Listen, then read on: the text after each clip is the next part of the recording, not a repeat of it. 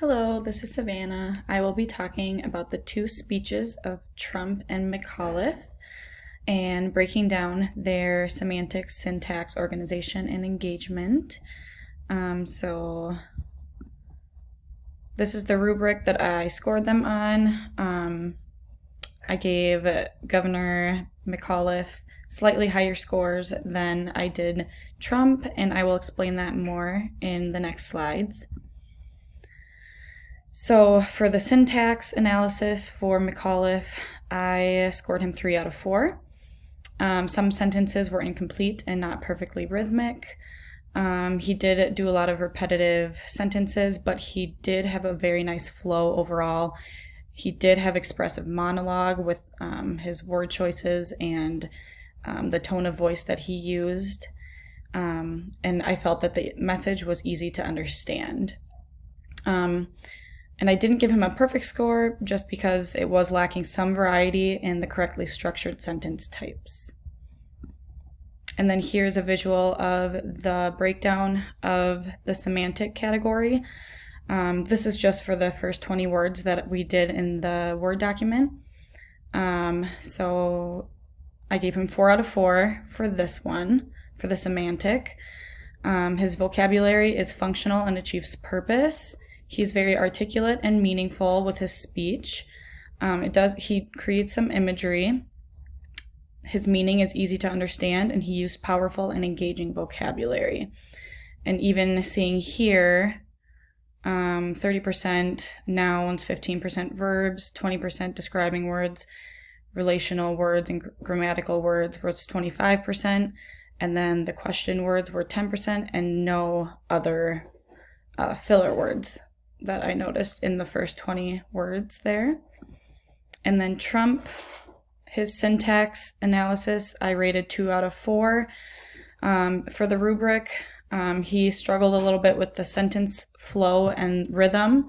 There were some incomplete sentences, some filler words that I think was due to the interruptions in his speech, unfortunately, but there were filler words in there. He did not use expressive monologue that well. His tone was lacking expression. It was very monotone. It was somewhat difficult to understand the main point at the end of the speech because he did seem to, his sentence structure was not organized as well. And then here's the breakdown of the first 20 words in his speech as well. So 30% nouns, 15% verbs, 15% describing words, 20% relational words and grammatical words, and the question words 5%, and he did have 10% of filler words and other words. So I gave him 3 out of 4 for semantic category. His vocabulary was mostly functional, but not perfectly clear. He did use some imagery. It did fit the audience type, which was a press conference. He used powerful and engaging vocabulary, but lacked expressive monologue. And he did not use complete vivid imagery or figurative language to enhance meaning of the message. And then this is just what I concluded out of the two speeches altogether. So when talking about multicultural communication, topics of both speeches relate to hate speech, violence, and racism. So they were both relating to that topic. And also with multicultural communication, people oftentimes speak about, not about their experiences, but they speak in a way that relates to their experiences and background. So someone might have more, they might be better at communicating and speech than others, and they might have a different type of speech that they articulate.